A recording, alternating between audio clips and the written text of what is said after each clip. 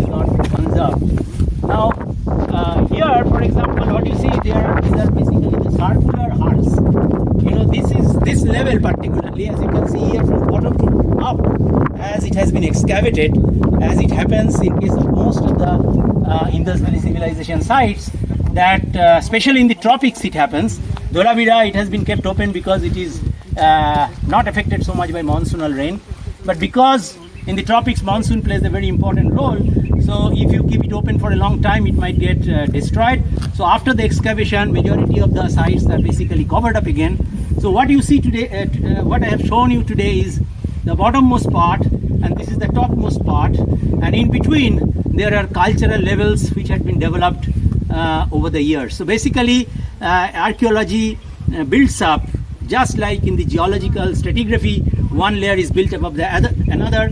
In archaeology also probably the similar thing happens. I am not an expert in archaeology, it's just that it is my passion to know that we have such great heritage and how these people came here, how they settled in this desert and so on and so forth. Anyway, that is beside the point. These are basically the hutments or the kind of settlements which were there almost at the end of the town of the Dholavira. Actually, the whole city was built up in 7 stages. So archaeologist Dr. Beast has classified them into stage 1, stage 2, stage 3, stage 4, and from a very preliminary level of cultural development, when they came to the stage 4, they had developed enormously.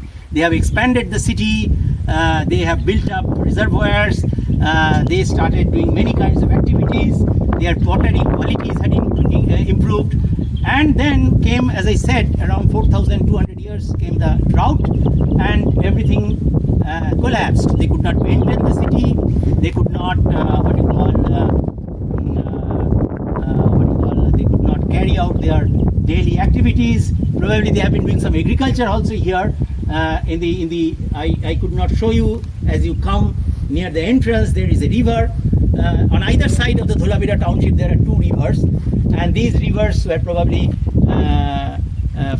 having some water during this what you call Indus Valley period, and when the drought came, probably everything became dry and the agriculture was unsustainable and the people abandoned this place. And then again, after about 200 years, when probably the monsoon came back, not as much as vigorous as it used to be in the early period, in the early Harappan or the mid-Harappan period, but monsoon was better than the mega drought period of 4,200 years.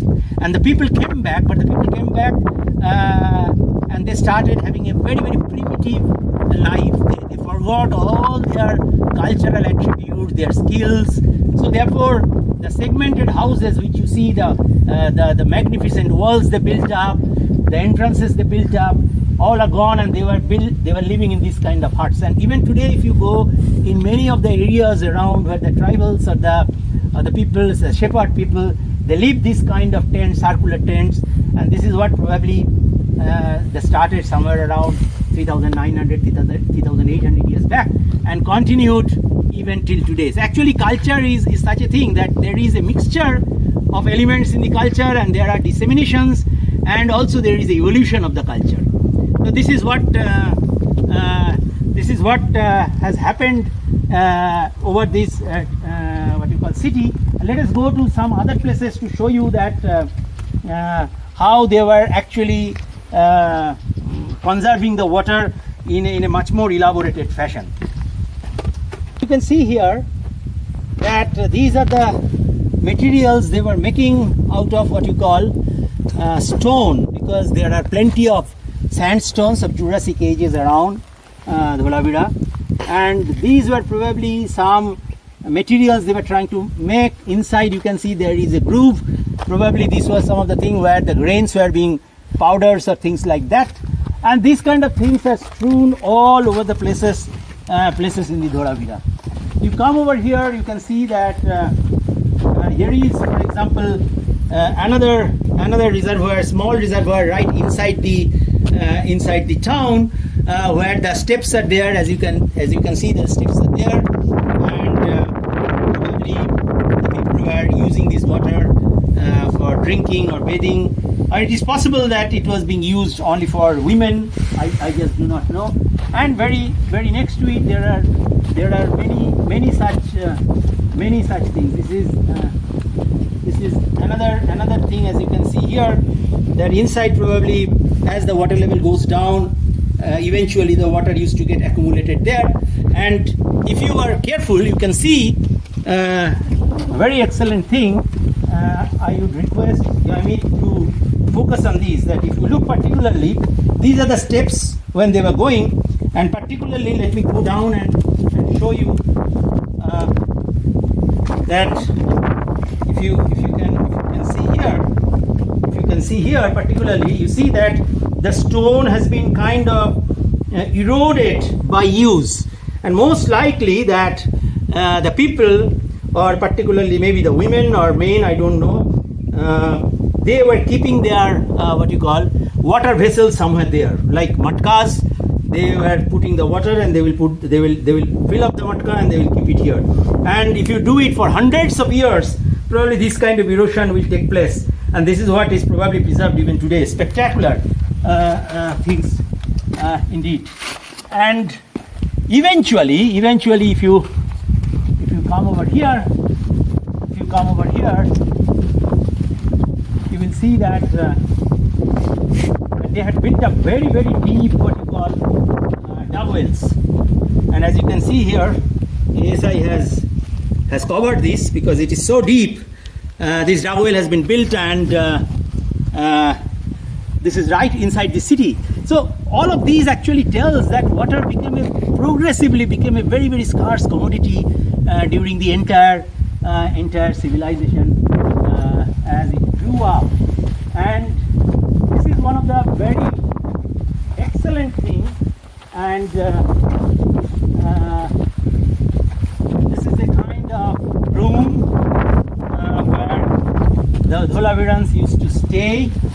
And let me just sit over here. There is a bed.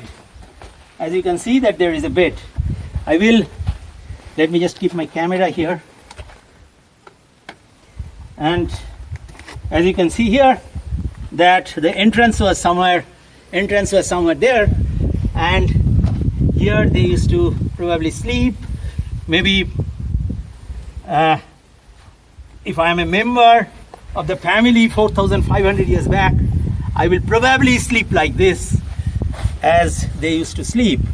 And there must be many such things in the entire region, but this is one of the bed which is still preserved and has been excavated by the archaeologists. It's spectacular indeed. I mean, each of these stones, they are not just stones. They are like books which unfolds its mystery as you gloss over or turn over every page of that book. Dholavira is such a fantastic place to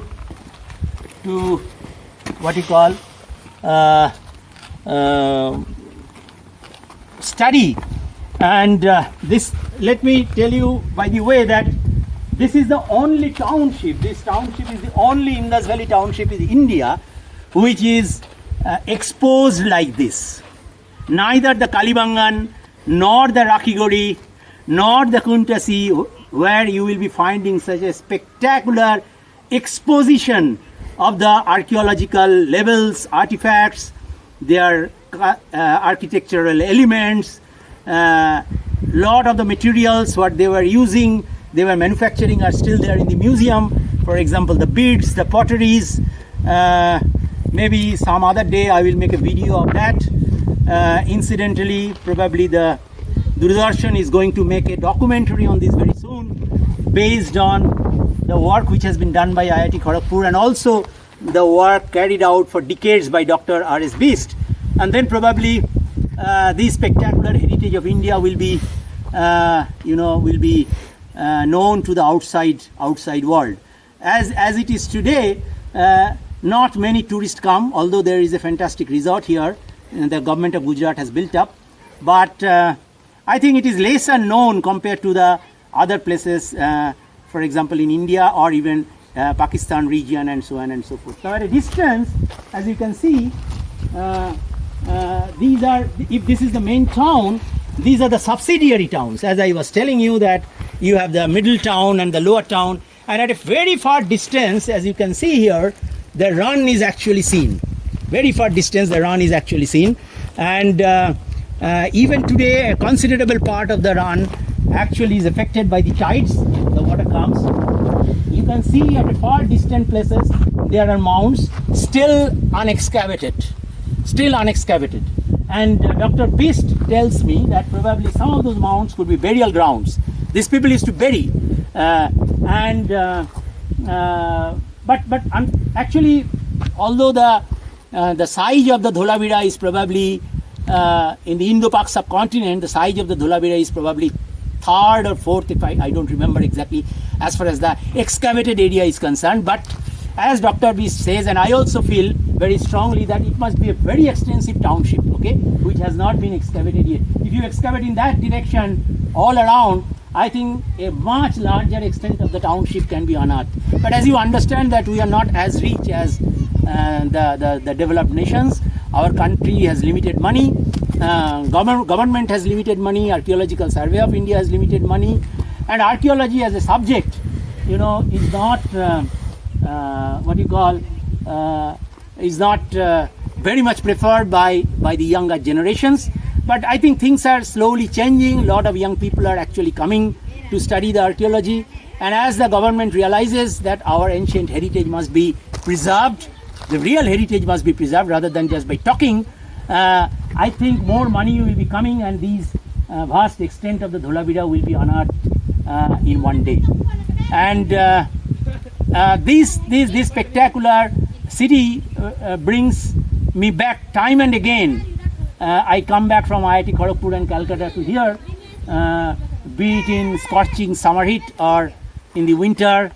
I always love to be here because one of the questions which I have not been able to, or we have not been able to answer, is that what prompted the people to build these cities at different parts of these areas of the dry run.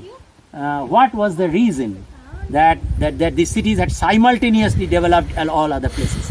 Whether you go to the Kalimangan, whether you go to the Lothal, whether you go to the Kuntasi, whether you go to the Junikuran, all these places had developed at the same time.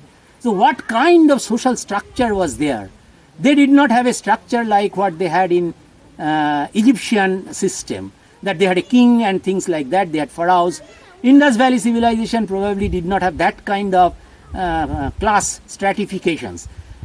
Some people say that they had a priest king, but then one of the things one must understand, that these people survived in spite of the vagaries of the climate change for nearly 2000 years, simply because these were the systems, these were the social what you call structure, that the people must have been extremely cooperative in nature rather than what you call antagonizing today. In today's world, each country is antagonistic to each other, each class is antagonistic to each other, each caste is antagonistic to each other. I think that kind of system was not existing. People are much more cooperative, they were adapting new technologies, they were what you call sharing their wealth among the people, and that is how probably the only way a civilization could survive for several thousand years. So with this I will stop here. Thank you very much.